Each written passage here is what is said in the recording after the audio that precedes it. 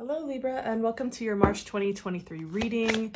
So we are using a similar format that we have been using. However, I am adding in this particular deck. It's a collective reading, and I figured this deck, I'm experimenting with it, helping us to kind of direct which area of life this is happening in so that you can maybe make it a little bit more relatable since it is a collective reading. So this is collective for Libra, sun or rising. You can watch it for your moon. However, I would recommend sun or rising.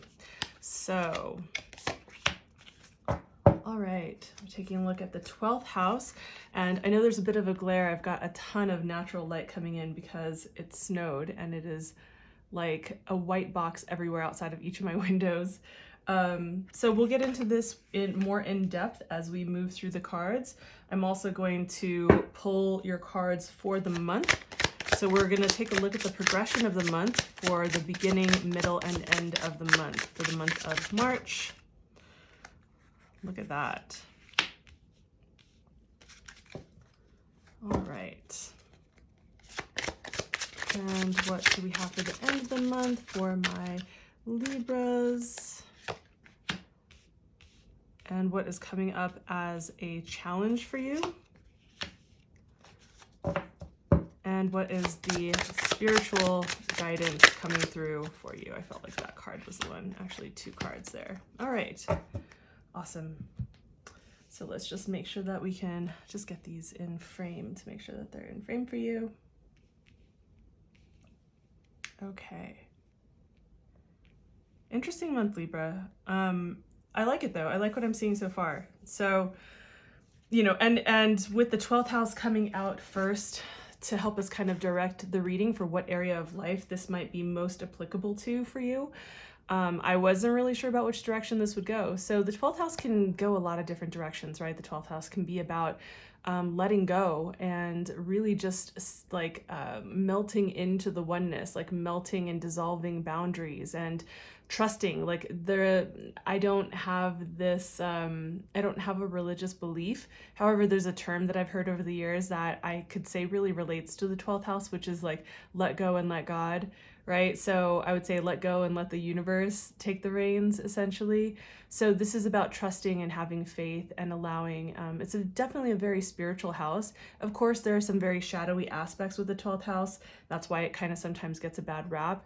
But the 12th house can have to do with the ways in which we feel, you know, really sensitive and want to escape from the harshness of reality and the world. You know, when things get really tough or they feel really intense, the tendency towards escapism in some sense. And that escapism can look like Netflix binging. It can look like overindulging in substances, whether that's, you know, legal or non-legal, whatever it is. And so, you know, just kind of like running away and escaping to not have to feel the immensity of everything that's there. So, because it is a very sensitive house. It's a very watery house.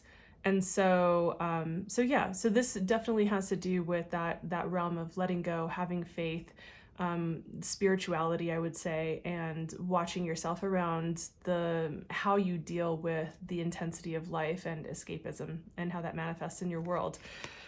So that said, that I hope will help focus this and help you bring it into focus for where this is falling into your life.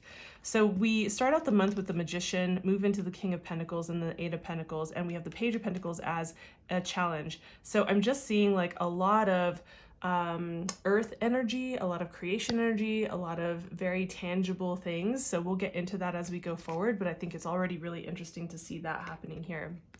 At the beginning of the month, we start out with the Magician card, and the Magician is really all about creation, right? It's about having everything that you need to have available to you, everything that you need, maybe not everything that you want, but everything that you need to create and to materialize the things that you want to.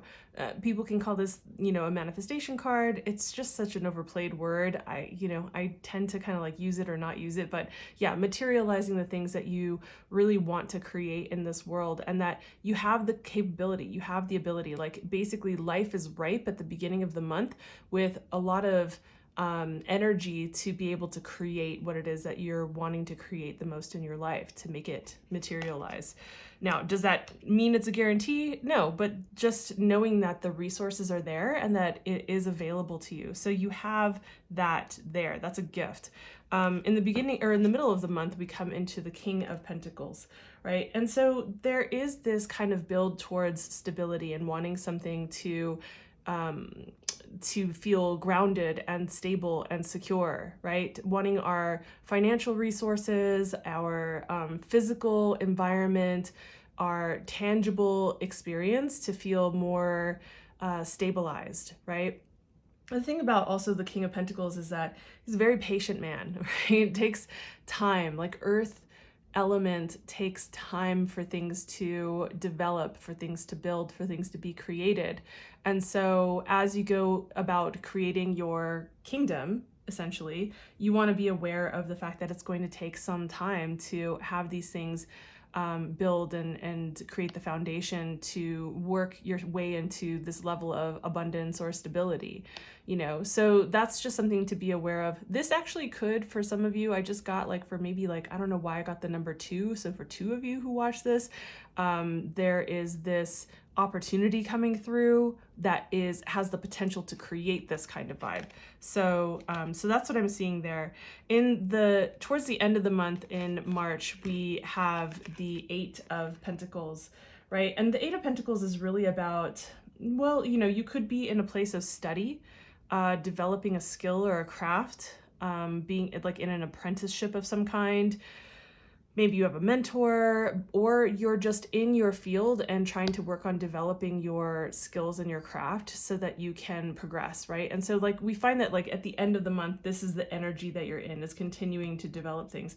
And again, I'm just going to say like this is more of that kind of patience I was talking about, you know, needing to have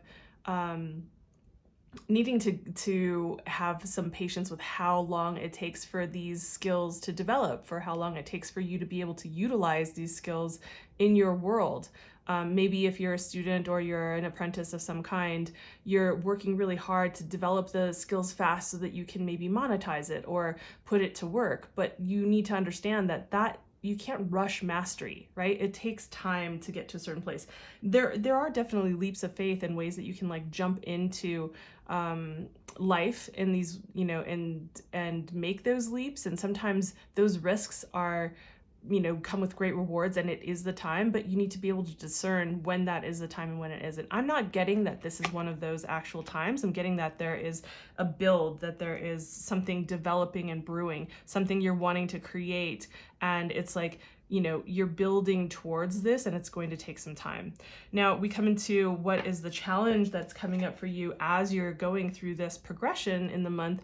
And we have the Page of Pentacles. So the Page of Pentacles is definitely like more studious, right? So I'm thinking that it's going to take more time and study for you to get the information, to research and do whatever it is that is going to assist you with this particular path. And also I'm getting really strongly, the moment that I actually saw this card, the first thing that I thought of with the Page of Pentacles is trusting what you see. Like there is this kind of like, it feels like there's this distrust, like not trusting what people say is what it is, or like what you see, like their actions are what they are, right? So you need to be able to like put some trust and faith into what you actually see. Like basically this card is saying what you see is what you get, like what you see is what it is and nothing more. So don't try to make it into something it isn't, or try to find the story behind it and figure out what else it could be. It's like, no, don't go into storyland and trying to figure it out that way. You just need to trust that what you see is what you get. And the distrust of that is going to kind of spin you out. And I don't think it's going to ground you, right? We're talking about the earth quality. So I don't think it's going to be very grounding or helpful for you to do that. So yeah, that's what I'm going to say about that. Then we come into your spiritual advice, right? And so we have the Judgment card and the Queen of Cups. I'm really loving, like, I love when the Judgment card actually shows up in the spiritual advice arena, because well, and especially in this deck, I just think, whether you believe in angels or fairies or guides or whatever they look like to you, it's just like there are guides that are coming through to say like, hey, we're calling you to step into a higher version of a higher vibration, a higher frequency of where you've been and who you've been. And you can either answer that call, or you can kind of stay stuck in what you've done before, like your typical pitfalls and the things that you've done. Those aren't going to work for you to get to this next level. And so you really need to be able to like listen to the guidance that's coming through. So I would pay attention to the messages that are coming through, the whether it's like maybe you happened upon this reading and this is like a message for you, right? So whatever messages are coming through, whatever omens are coming through, I would pay attention to how you're being guided to step into higher versions. And that can feel and look uncomfortable, right? Because it's obviously, I mean, we've all heard the, it's going to take doing something different than what you've done to get to a new place, like to somewhere different than where you've been. So, this is kind of that card essentially. And with that, we have the Queen of Cups. And the Queen of Cups, while she is, yes, very nurturing and, nurturing the emotional space, I would say like even creating a place of safety for the emotions, creating a space of, like self-soothing, making sure that you are taking care of that space within yourself, your energy and your emotions. But also she's the muse, like, so she's also messages coming through and trying to gift you with inspiration to move forward on this path. So I would be aware of those messages. And also I'm getting that it's important for you to take care of your emotional space in whichever way that is. Like stay on the light side, right? So whether that's like through journaling or through really honest and deep conversations with a trusted friend or a coach or a counselor or whatever it is, right? Getting into nature, whatever things are the things that actually help you and assist you with creating some safe space for this, for your feelings to feel like they have a safe space. I would definitely do that, especially because we have that with the 12th house coming up here, right? The 12th house, like I was saying, is like a very sensitive house. We can get a lot of messages that come through. We can feel really sensitive in this space. And definitely it can be getting psychic and intuitive hits, but like this very spiritual, emotional, sensitive, energetic, and emotional space, like this, I think, is speaking to the importance of taking care of that energy in that space within your life. So that's what I'm seeing here for you. And I would also say, definitely if you want to check out like the bigger picture, you can look at the last moon reading that I did, the new moon reading readings that I put out for your sign. You can go check that out if you want to kind of get more of a full picture. I will have full moon readings out on March 7th for the full moon coming up in March. And other than that, I would say just like if you want a specific reading, the link is down in the description. You can book a personal reading. So I will see you in the next video. Bye.